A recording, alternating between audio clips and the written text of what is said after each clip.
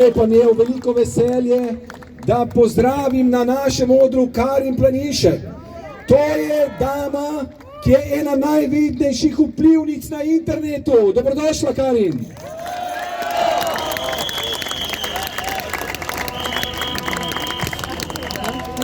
Jaz sem malo nižja. V zadnjem času smo velikokrat slišali besedo veleizdaja. Pa sem rekla, da se bomo zato danes malo pogovorili o veleizdaji. Nahajamo se namreč v naši prestolnici, ki na prvi pogled zgleda čisto običajno mesto. Ko pa človek začne malo raziskovati, kam gre denar, zakaj se za nekatera kriminalna dejanja ne odgovarja, zakaj imamo sredi belega dne mafijske likvidacije v našem glavnem mestu, potem hitro ugotovimo, da Ljubljano obvladuje mafijsko podzemlje.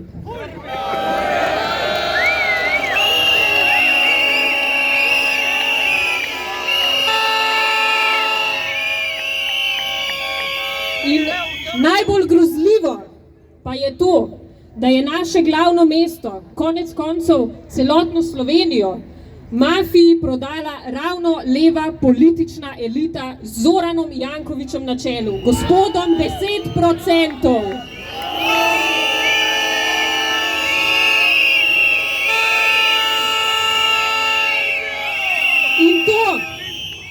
In to, dragi moji, je veleizdaja. Afera Stožice, preplačan projekt, ki še danes ni dokončan. Podizvajalcev niso plačevali in na ta način ob vse spravili navadne ljudi. Nekateri so celo delali samomore, ker so imeli uničena življenja. In na račun teh uničenih življenj so Zoran Janković in njegovi prijatelji še toliko več denarja zbasali v svoje žepe. Ker človeška življenja naši prvorazredni eliti ne pomenijo nič. In to je veleizdaja.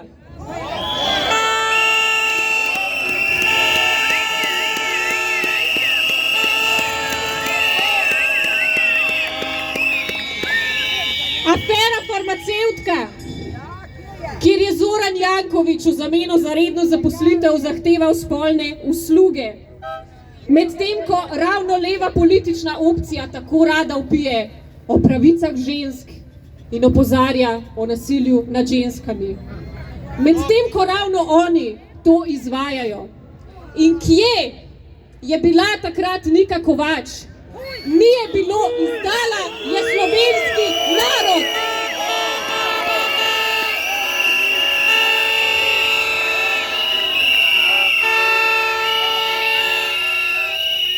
Odpis 29 milijonov evrov dolgov družini Janković, takole, kot da ne bi bilo nič, pač običajen dan v Republiki Sloveniji. Medtem ko nas, navadne državljane, lahko rubijo za par 100 evrov. Medtem ko mi zbiramo zamaške za bolne otroke,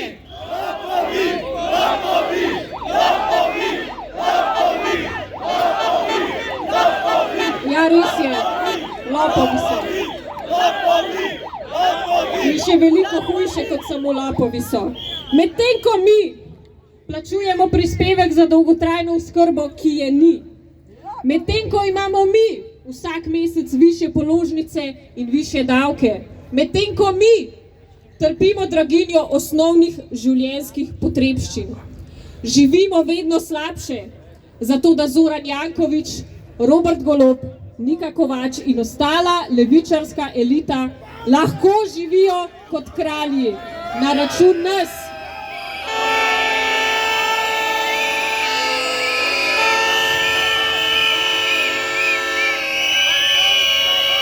In to, dragi moji, je veleizdaja naroda. Da si nekdo podjarmi celoten državni aparat, vse institucije, zato da nemoteno lahko počne vse vrste umazanij, zato da lahko polni svoje žepe za svoje dejanja, pa nikoli ne odgovarja. Da se oklepa oblasti za vsako ceno, pa če je kdo z njim ali pa ne. Da so na sodiščih pozicionirani sodniki, ki ne sodijo po zakonu in lastni vesti, temveč glede na interese tistega, ki jim daje denar pod mizo. Ker kako?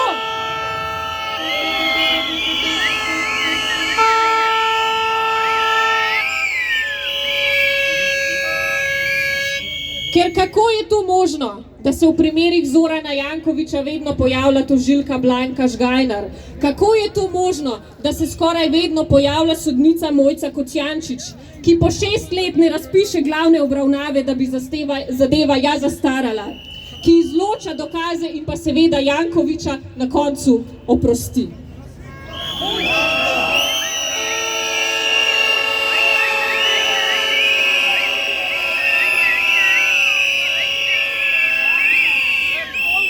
Ampak nekaj vam povem, globoka država je vse bolj šibka.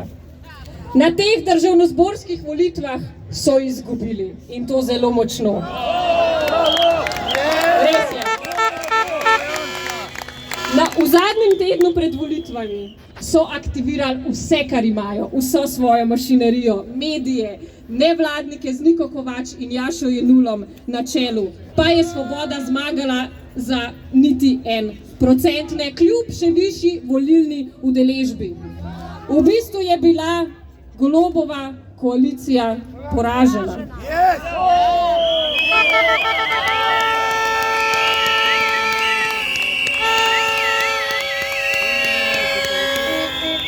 In največji preobrat se je zgodil ravno med mladimi.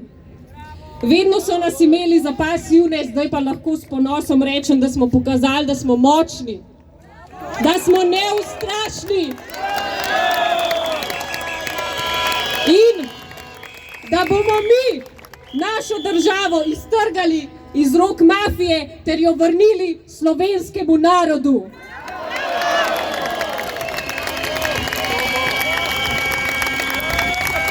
In če ne prej, bomo mi mladi poskrbeli, da bodo ti kriminalci, ki so sami sebe okronali za vlečne vladarje v naši državi, odgovarjali za svoja dejanja.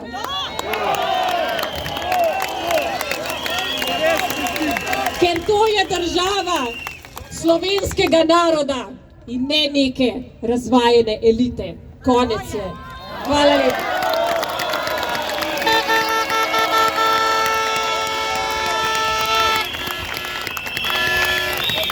Hvala lepa, Karin Planinšek, sedaj pa vabim